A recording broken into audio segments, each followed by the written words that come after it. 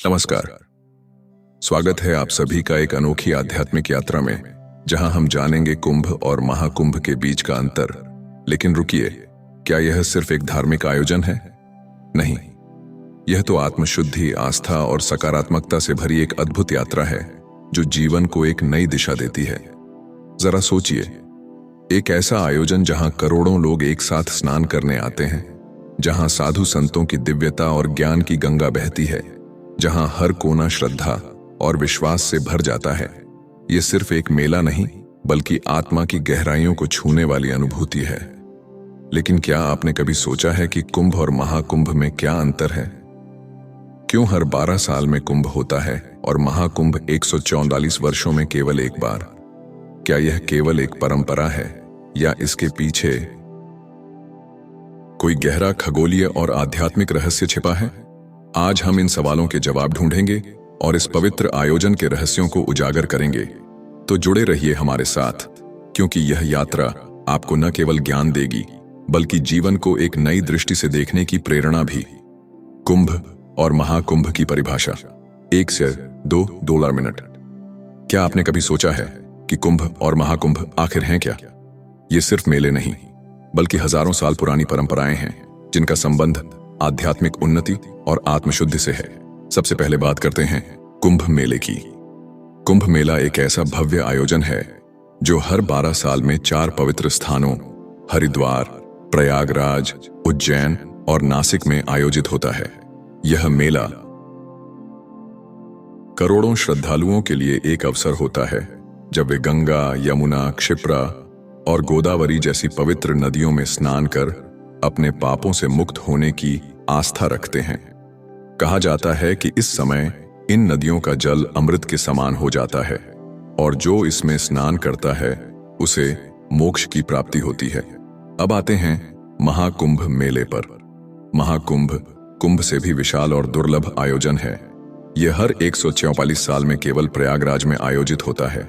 सोचिए, एक ऐसा आयोजन जो एक पीढ़ी में सिर्फ एक बार आता है। महाकुंभ को आध्यात्मिक रूप से सबसे प्रभावशाली माना जाता है, क्योंकि यह एक ऐसे समय में होता है जब ग्रहों की विशेष स्थिति के कारण आध्यात्मिक ऊर्जा अपने चरम पर होती है। तो मूल अंतर क्या हुआ? कुंभ मेला हर 12 साल में 4 अलग अलग स्थानों पर होता है, जबकि महाकुंभ मेला सिर्फ प्रयागराज में, और वह भी 124 वर्षों में एक बार। दोनों ही मेलों का उद्देश्य आत्मशुद्धि और आध्यात्मिक उन्नति है, लेकिन महाकुंभ अपनी दुर्लभता और दिव्यता के कारण और भी खास माना जाता है। अब सवाल यह उठता है कि इनका निर्धारण कैसे किया जाता है। क्या यह सिर्फ एक परंपरा है या इसके पीछे कोई खगोलीय और पौराणिक रहस्य छिपा है? कुंभ और महाकुंभ केवल साधारण मेले नहीं हैं। ये ऐसे आयोजनों की श्रृंखला है जो समय, स्थान और खगोलीय गणनाओं से गहराई से जुड़े हुए हैं।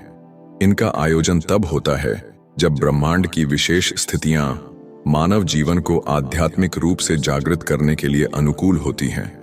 लेकिन यह निर्णय कैसे लिया जाता है? कौन से स्थान चुने जाते हैं और क्यों? सबसे पहले बात करते हैं कुंभ मेले की। यह हर 12 वर्षों में 4 पवित्र स्थानों पर आयोजित किया जाता है: हरिद्वार, प्रयागराज, उज्जैन और नासिक। ये स्थान सिर्फ संयोगवश नहीं चुने गए, बल्कि इनके पीछे गहरी आध्यात्मिक और पौराणिक मान्यताएं हैं। हरिद्वार, यह स्थान गंगा नदी के किनारे स्थित है और यहां कुंभ का आयोजन तब होता है जब बृहस्पति कुंभ राशि में और सूर्य मेष राशि में प्रवेश करता है। प्रयागराज, इलाहाबाद, यहां गंगा, यमुना और अदृश्य सरस्वती का संगम होता है, जिसे मोक्षदायी माना जाता है। जब बृहस्पति वृषभ राशि में और सूर्य मकर राशि में होते हैं, तब यहां कुंभ आयोजित किया जाता है। उज्जैन, यहां क्षिप्रा नदी के तट पर कुंभ तब आयोजित होता है जब बृहस्पति सिंह राशि में होता है। नासिक, यहां गोदावरी नदी के किनारे कुंभ तब होता है जब बृहस्पति सिंह राशि में और सूर्य कर्क राशि में होता है। अब आते हैं महाकुंभ मेले पर, जो सबसे दुर्लभ और पवित्र माना जाता है। महाकुंभ का आयोजन 140 वर्षों में केवल एक बार प्रयागराज में होता है। इसका निर्धारण तब होता है जब खगोलीय गणना एक विशेष चक्र को पूरा करती है, जिससे इस समय की आध्यात्मिक ऊर्जा सबसे शक्तिशाली मानी जाती है। लेकिन सवाल उठता है, क्यों ये आयोजन इतने महत्वपूर्ण स्थानों पर ही किए जाते हैं? ऐसा माना जाता है कि जब समुद्र मंथन हुआ था, तब अमृत कलश से अमृत की कुछ बूंदें इन 4 स्थानों पर गिरी थीं, जिससे ये स्थान दिव्य और आध्यात्मिक रूप से जागृत हो गए। यही कारण है कि हर 12 साल बाद इन स्थानों पर कुंभ का आयोजन किया जाता है। अब जब हमने आयोजन के स्थान और समय को समझ लिया, अगला सवाल यह है कि इन तिथियों को तय करने में ग्रहों की क्या भूमिका होती है? क्या यह केवल मान्यताओं पर आधारित है या इसके पीछे कोई खगोलीय रहस्य भी है? चलिए इसे जानने के लिए बढ़ते हैं अगले भाग की ओर। खगोलीय और ज्योतिषीय महत्व। क्या आपने कभी सोचा है कि कुंभ और महाकुंभ मेले की तिथियां कैसे तय होती हैं? क्या यह सिर्फ एक परंपरा है या इसके पीछे कोई गहरी खगोलीय गणना छिपी हुई है? दरअसल कुंभ और महाकुंभ का आयोजन सिर्फ धार्मिक आस्था तक सीमित नहीं है, बल्कि यह ब्रह्मांडीय शक्तियों, ग्रहों की चाल और खगोलीय घटनाओं से गहराई से जुड़ा हुआ है। इन मेलों की तिथियां ज्योतिषियों द्वारा गणना की जाती है और यह गणना मुख्य रूप से सूर्य, चंद्रमा और बृहस्पति की विशेष स्थितियों पर आधारित होती है। सबसे पहले समझते हैं कुंभ मेले की खगोलीय गणना। कुंभ हर 12 वर्षों में इसलिए आता है क्योंकि बृहस्पति ग्रह को सूर्य की परिक्रमा करने में लगभग 12 साल लगते हैं। जब बृहस्पति एक विशेष राशि में प्रवेश करता है और सूर्य तथा चंद्रमा भी एक निश्चित स्थिति में होते हैं, तब कुंभ का आयोजन किया जाता है। जब बृहस्पति कुंभ राशि में और सूर्य मेष राशि में होता है, तो हरिद्वार में कुंभ मेला आयोजित किया जाता है। जब बृहस्पति वृषभ राशि में और सूर्य मकर राशि में होता है, तब प्रयागराज में कुंभ का आयोजन होता है। जब बृहस्पति सिंह राशि में और सूर्य कर्क राशि में होते हैं, तब नासिक में कुंभ मनाया जाता है। जब बृहस्पति सिंह राशि में और सूर्य मेष राशि में होते हैं, तब उज्जैन में कुंभ का आयोजन होता है। अब बात करते हैं महाकुंभ मेले की। महाकुंभ हर 144 वर्षों में एक बार होता है और इसकी गणना एक विशेष खगोलीय चक्र के अनुसार की जाती है। इसे 12 कुंभ मेलों का चक्र कहा जाता है। जब यह चक्र पूरा होता है और ग्रहों की स्थिति अत्यधिक अनुकूल होती है, तब महाकुंभ का आयोजन प्रयागराज में किया जाता है। लेकिन सवाल उठता है, ये खगोलीय स्थितियां इतनी महत्वपूर्ण क्यों मानी जाती हैं? दरअसल प्राचीन भारतीय ज्योतिष के अनुसार जब बृहस्पति, सूर्य और चंद्रमा एक विशेष संयोग में आते हैं, तो पृथ्वी पर आध्यात्मिक ऊर्जा का संचार तेज हो जाता है। यह समय आत्मशुद्धि, ध्यान और मोक्ष प्राप्ति के लिए सबसे उपयुक्त माना जाता है। ऐसा माना जाता है कि इन विशेष खगोलीय स्थितियों के दौरान पवित्र नदियों का जल अमृत तुल्य हो जाता है और इसमें स्नान करने से व्यक्ति के सारे पाप धुल जाते हैं। यही कारण है कि लाखों करोड़ों श्रद्धालु इन मेलों में सम्मिलित होते हैं और इन विशेष संयोगों के दौरान संगम में डुबकी लगाकर अपने जीवन को एक नई दिशा देने का प्रयास करते हैं।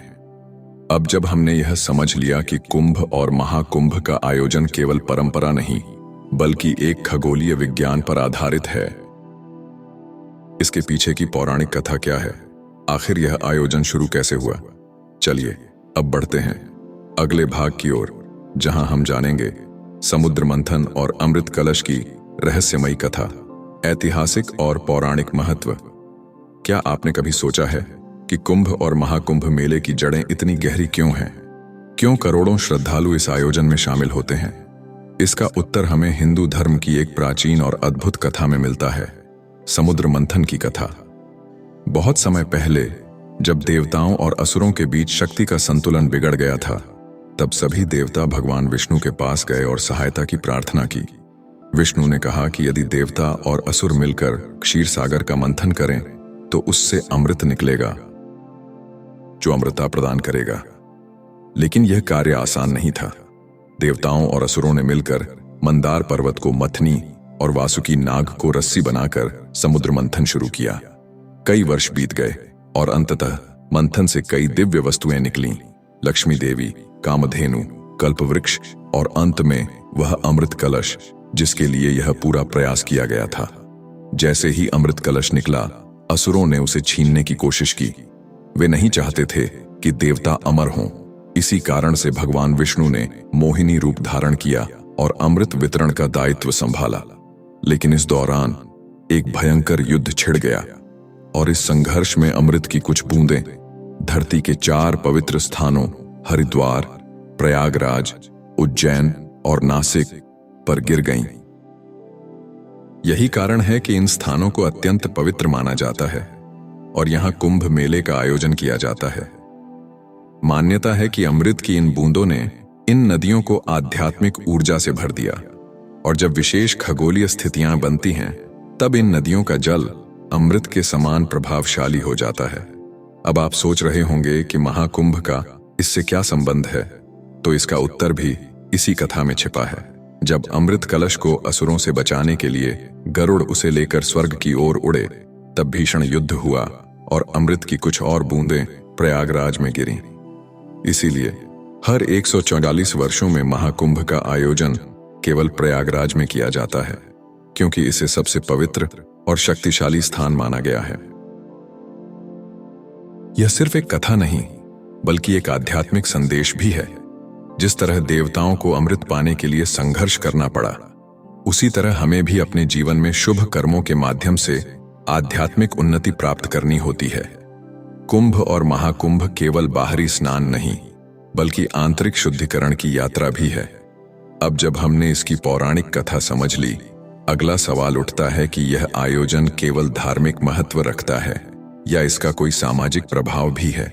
क्या कुंभ और महाकुंभ से समाज को कोई प्रेरणा मिलती है? यही जानेंगे अगले भाग में। कुंभ और महाकुंभ का सामाजिक प्रभाव। जब भी हम कुंभ और महाकुंभ की बात करते हैं, तो हमारे मन में भव्य आयोजन, पवित्र स्नान और साधु संतों की दिव्यता का चित्र उभरता है। लेकिन क्या आपने कभी सोचा है कि यह केवल एक धार्मिक आयोजन नहीं, बल्कि एक सामाजिक क्रांति भी है? कुंभ और महाकुंभ मेले में करोड़ों लोग एक साथ आते हैं, जिनमें सभी जाति, पंथ, वर्ग और क्षेत्रों के लोग शामिल होते हैं। यहां न कोई अमीर होता है, न गरीब, हर कोई समान होता है। यह आयोजन हमें यह सिखाता है कि आध्यात्मिकता किसी एक व्यक्ति की संपत्ति नहीं, बल्कि पूरी मानवता की धरोहर है। इतिहास गवाह है कि कुंभ मेलों में कई महत्वपूर्ण सामाजिक और सांस्कृतिक बदलाव आए हैं। अगर हम पुराने समय को देखें, तो संतों और विद्वानों ने कुंभ मेले का उपयोग समाज में सुधार लाने के लिए किया। आदि शंकराचार्य ने कुंभ मेले के माध्यम से सनातन धर्म के 4 पीठों की स्थापना की और हिंदू समाज को एकजुट किया। इसी तरह कई महान संतों ने इस मंच का उपयोग लोगों को सही दिशा दिखाने के लिए किया। लेकिन क्या यह आयोजन आज भी सामाजिक प्रभाव डालता है? जी हां, कुंभ और महाकुंभ आज भी विश्व के सबसे बड़े शांतिपूर्ण आयोजनों में से एक हैं। लाखों लोग एक ही स्थान पर बिना किसी भेदभाव के एक साथ रहते हैं, जिससे भाईचारे और एकता का संदेश पूरी दुनिया में जाता है। एक और दिलचस्प पहलू यह है कि कुंभ मेले में न केवल धार्मिक गतिविधियां होती हैं, बल्कि सामाजिक जागरूकता से जुड़े कई अभियान भी चलाए जाते हैं। यहाँ पर्यावरण संरक्षण, जल संरक्षण, स्वच्छता, योग और आयुर्वेद जैसी विषयों पर जागरूकता फैलाई जाती है। कई संस्थाएं और स्वयंसेवक यहाँ निस्वार्थ सेवा में लगे रहते हैं, जिससे समाज के हर वर्ग को लाभ मिलता है। और सबसे महत्वपूर्ण बात, कुंभ हमें सह अस्तित्व और धैर्य सिखाता है। जब करोड़ों लोग एक साथ होते हैं, तो वहां कोई विवाद नहीं, बल्कि समर्पण और सहयोग की भावना होती है। यहाँ हर व्यक्ति एक दूसरे की मदद करता है, चाहे वह कोई यात्री हो, कोई संत हो या फिर कोई सेवक। यह हमें यह सिखाता है कि सच्ची आध्यात्मिकता केवल पूजा पाठ में नहीं, बल्कि सेवा, प्रेम और सहयोग में भी निहित है। तो अगली बार जब आप कुंभ के बारे में सोचें, तो इसे सिर्फ एक धार्मिक आयोजन न माने। यह एक सामाजिक आंदोलन है जो हमें एकता, प्रेम और आत्मशुद्धि की ओर प्रेरित करता है। और यही कारण है कि यह सिर्फ भारत का नहीं, बल्कि पूरी दुनिया का सबसे महान आध्यात्मिक संगम बन चुका है। लेकिन कुंभ मेले में केवल सामाजिक जागरूकता ही नहीं, बल्कि कई दिव्य अनुष्ठान भी किए जाते हैं जो इसे और भी खास बनाते हैं। तो आइए अब आगे बढ़ते हैं और जानते हैं कि कुंभ और महाकुंभ में कौन कौन से प्रमुख अनुष्ठान किए जाते हैं। कुंभ और महाकुंभ के प्रमुख अनुष्ठान। जब हम कुंभ और महाकुंभ की बात करते हैं तो यह केवल एक भव्य संगम नहीं बल्कि अनगिनत पवित्र अनुष्ठानों का संगम भी है। ये अनुष्ठान केवल परंपरा नहीं बल्कि आध्यात्मिक उन्नति के लिए किए जाने वाले विशेष कर्मकांड हैं जो शरीर, मन और आत्मा को शुद्ध करने में सहायक माने जाते हैं। सबसे महत्वपूर्ण और प्रसिद्ध अनुष्ठान है शाही स्नान, जिसे कुंभ मेले की आत्मा कहा जाता है। शाही स्नान के दौरान अखाड़ों के संत और नागा साधु भव्य शोभा यात्राओं के साथ पवित्र नदी में डुबकी लगाते हैं। यह स्नान केवल साधु संतों तक सीमित नहीं रहता बल्कि लाखों श्रद्धालु भी इस समय नदी में स्नान करते हैं, क्योंकि माना जाता है कि इस दौरान नदी का जल अमृत तुल्य हो जाता है और इसमें स्नान करने से जीवन के सारे पाप नष्ट हो जाते हैं। इसके अलावा कुंभ और महाकुंभ में कई और प्रमुख अनुष्ठान होते हैं। कलश यात्रा। इस अनुष्ठान में श्रद्धालु एक पवित्र कलश के साथ शोभा यात्रा निकालते हैं जो समृद्धि, शुद्ध और सकारात्मक ऊर्जा का प्रतीक माना जाता है। दीपदान। यह अनुष्ठान रात के समय किया जाता है जब हजारों दीपकों को नदी में प्रवाहित किया जाता है, जिससे वातावरण दिव्यता से भर उठता है। यह आत्मा की शुद्धि और पूर्वजों के प्रति श्रद्धा का प्रतीक माना जाता है। गंगा आरती।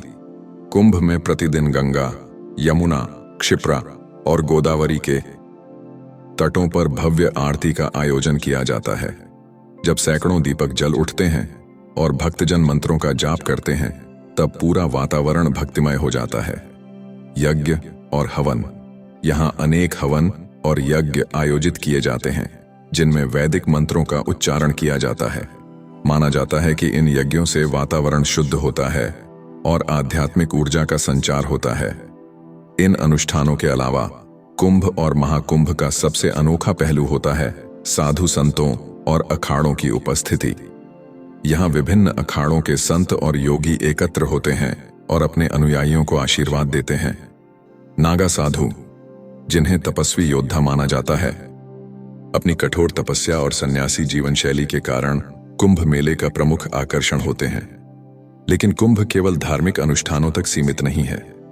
यह ज्ञान और दर्शन का भी महासंगम है, जहां वेदों, उपनिषदों, योग और ध्यान पर गहन चर्चाएं होती हैं। यहाँ कई विद्वानों, संतों और महापुरुषों के प्रवचन होते हैं जो जीवन को एक नई दिशा देने के लिए प्रेरित करते हैं। तो कुंभ और महाकुंभ केवल एक धार्मिक आयोजन नहीं बल्कि आध्यात्मिक जागरण का महोत्सव है। यह वह स्थान है जहां भक्ति, ज्ञान, ध्यान और योग का अद्भुत संगम देखने को मिलता है। लेकिन इन मेलों में आने वाले लोगों के लिए कुछ खास व्यवस्थाएं भी होती। श्रद्धालु बिना किसी कठिनाई के इस दिव्य अनुभव का हिस्सा बन सके। अब सवाल उठता है, जब करोड़ों लोग एक साथ एक ही स्थान पर आते हैं तो उनकी व्यवस्था कैसे की जाती है? इतना बड़ा आयोजन कैसे सफलतापूर्वक संपन्न होता है? आइए जानते हैं कुंभ और महाकुंभ की व्यवस्थाएं और प्रबंधन के बारे में। कुंभ और महाकुंभ की व्यवस्थाएं। क्या आपने कभी सोचा है कि जब करोड़ों श्रद्धालु एक ही स्थान पर एकत्र होते हैं तो उनकी देखभाल, सुरक्षा और सुविधाओं का प्रबंधन कैसे किया जाता है? कुंभ और महाकुंभ केवल आध्यात्मिकता का संगम नहीं बल्कि यह दुनिया के सबसे बड़े और सुनियोजित आयोजनों में से एक है। इसकी सफलता के पीछे एक भव्य प्रबंधन प्रणाली काम करती है जो अद्भुत होती है। सबसे पहली और महत्वपूर्ण व्यवस्था है यातायात और परिवहन। जब लाखों करोड़ों लोग किसी एक स्थान पर एकत्र होते हैं तो वहां आने जाने की सुविधा सबसे बड़ी चुनौती होती है। इसलिए सरकार और प्रशासन रेलवे, बसों और सड़कों को विशेष रूप से तैयार करता है। अस्थायी बस स्टैंड, अतिरिक्त ट्रेनें और स्पेशल ट्रैफिक रूट बनाए जाते हैं ताकि यातायात सुचारू रूप से चलता रहे। दूसरी सबसे महत्वपूर्ण व्यवस्था होती है आवास और ठहरने की सुविधा। कुंभ और महाकुंभ में करोड़ों लोगों के लिए ठहरने की व्यवस्था की जाती है। इसके लिए विशाल टेंट सिटी बसाई जाती है जिसमें अलग अलग धर्मशालाएं, विश्राम स्थल और आश्रम होते हैं। यहाँ आम श्रद्धालुओं से लेकर विशिष्ट संतों और विदेशी यात्रियों तक के लिए विशेष व्यवस्थाएं की जाती हैं। अब बात करते हैं भोजन और पेयजल की। इतने बड़े आयोजन में भोजन और स्वच्छ पेयजल की व्यवस्था करना किसी चमत्कार से कम नहीं होता। कुंभ में हजारों अन्न क्षेत्र और भंडारे लगाए जाते हैं, जहां श्रद्धालुओं को निःशुल्क भोजन उपलब्ध कराया जाता है। प्रशासन की ओर से भी हर जगह पेयजल और भोजन की गुणवत्ता सुनिश्चित करने के लिए सख्त नियम लागू किए जाते हैं। लेकिन इतनी भीड़ में सबसे जरूरी चीज क्या होती है? सुरक्षा और चिकित्सा। कुंभ मेले में किसी भी अप्रिय घटना को रोकने के लिए हजारों पुलिसकर्मी, पैरामिलिट्री फोर्स और स्वयंसेवक तैनात किए जाते हैं। भीड़ प्रबंधन के लिए ड्रोन कैमरों, सीसीटीवी निगरानी और आपातकालीन केंद्रों की भी व्यवस्था होती है। इसके अलावा विशाल मेडिकल कैंप लगाए जाते हैं, जहां हजारों डॉक्टर, नर्स और एम्बुलेंस सेवा 24 घंटे उपलब्ध रहती हैं। अब सवाल उठता है कि इतनी व्यवस्थाएं संभव कैसे होती हैं? कुंभ और महाकुंभ के आयोजन में सैकड़ों सरकारी विभाग, हजारों स्वयंसेवी संगठन और लाखों सेवक एक साथ मिलकर काम करते हैं। महीनों पहले से ही योजनाएं बनाई जाती हैं और हर छोटी बड़ी चीज का ध्यान रखा जाता है। और सबसे खास बात यह है कि यह पूरी व्यवस्था केवल एक अस्थायी शहर के रूप में बनाई जाती है, जो मेला समाप्त होते ही पूरी तरह समाप्त कर दी जाती है। इसे दुनिया के सबसे बड़े अस्थायी शहर के रूप में भी जाना जाता है। तो अगली बार जब आप कुंभ या महाकुंभ के बारे में सोचें, तो केवल इसकी आध्यात्मिकता ही नहीं, बल्कि इसके पीछे के विज्ञान, प्रबंधन और अनुशासन के बारे में भी विचार करें। लेकिन कुंभ और महाकुंभ का प्रभाव केवल भारत तक ही सीमित नहीं है। यह मेला पूरी दुनिया को आकर्षित करता है और इसकी ख्याति अंतर्राष्ट्रीय स्तर पर भी फैल चुकी है। अब सवाल यह है कि यह आयोजन वैश्विक दृष्टि से कितना महत्वपूर्ण है। चलिए इसे जानने के लिए अगले भाग की ओर बढ़ते हैं। कुंभ और महाकुंभ का वैश्विक प्रभाव। कुंभ और महाकुंभ मेला केवल भारत का नहीं, बल्कि पूरे विश्व का एक अनोखा और भव्य आयोजन है। यह सिर्फ एक धार्मिक उत्सव नहीं, बल्कि आध्यात्मिकता, संस्कृति और भारतीय दर्शन का एक वैश्विक मंच बन चुका है। क्या आप जानते हैं कि हर कुंभ मेले में दुनिया के कोने कोने से लाखों विदेशी श्रद्धालु आते हैं? वे यहाँ भारतीय संस्कृति, योग, ध्यान और सनातन धर्म की गहराई को समझने के लिए उमड़ पड़ते हैं। आज जब पूरी दुनिया मानसिक शांति और आध्यात्मिक उत्थान की खोज में है, तब कुंभ एक ऐसा मंच प्रदान करता है जहां कोई भी व्यक्ति भारतीय संतों, योगियों और साधुओं से ज्ञान प्राप्त कर सकता है। विदेशी पर्यटक यहां सिर्फ दर्शक बनकर नहीं आते, बल्कि वे कुंभ में साधना, योग, ध्यान और शास्त्रों के अध्ययन में भी भाग लेते हैं। यही कारण है कि कुंभ मेला अब यूनेस्को की अमूर्त सांस्कृतिक धरोहर सूची में शामिल हो चुका है। इसे मानवता के सबसे महान आयोजनों में से एक माना गया है, जो केवल भारत की नहीं, बल्कि पूरी दुनिया की धरोहर है। अब सवाल उठता है कि आखिर कुंभ का वैश्विक प्रभाव इतना बड़ा क्यों है? पहला कारण है योग और ध्यान का प्रसार। कुंभ मेले में दुनिया के सबसे बड़े योग शिविर आयोजित होते हैं, जहां हजारों लोग योग और ध्यान का अभ्यास करते हैं। यह आयोजन भारतीय योग और आयुर्वेद को वैश्विक मंच पर पहुंचाने का काम करता है। दूसरा कारण है वैदिक संस्कृति और भारतीय दर्शन का प्रचार। कुंभ के दौरान कई विद्वान, संत और मनीषी गीता, उपनिषद, वेद और अन्य शास्त्रों पर प्रवचन देते हैं। ये प्रवचन भारतीय ज्ञान को पूरी दुनिया तक पहुंचाने का कार्य करते हैं। तीसरा कारण है आध्यात्मिक पर्यटन और भारत की छवि। कुंभ मेला न केवल भारतीय श्रद्धालुओं के लिए, बल्कि पूरी दुनिया के आध्यात्मिक यात्रियों के लिए आकर्षण का केंद्र बन चुका है। हर साल यहाँ कई विदेशी पत्रकार, फोटोग्राफर और डॉक्यूमेंट्री मेकर्स आते हैं और इस अद्भुत मेले को पूरी दुनिया में प्रस्तुत करते हैं। और चौथा कारण है वैश्विक एकता और शांति का संदेश।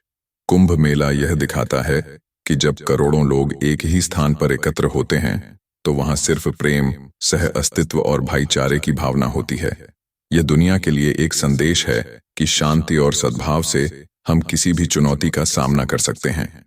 इसीलिए कुंभ सिर्फ भारत का नहीं, बल्कि पूरी मानवता का एक अनमोल धरोहर है।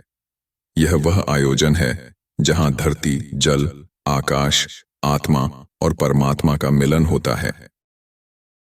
लेकिन आखिर में सवाल उठता है, कुंभ और महाकुंभ हमें व्यक्तिगत रूप से क्या सिखाते हैं? यह केवल एक आयोजन है या इससे हमें जीवन के गहरे सत्य भी समझने को मिलते हैं?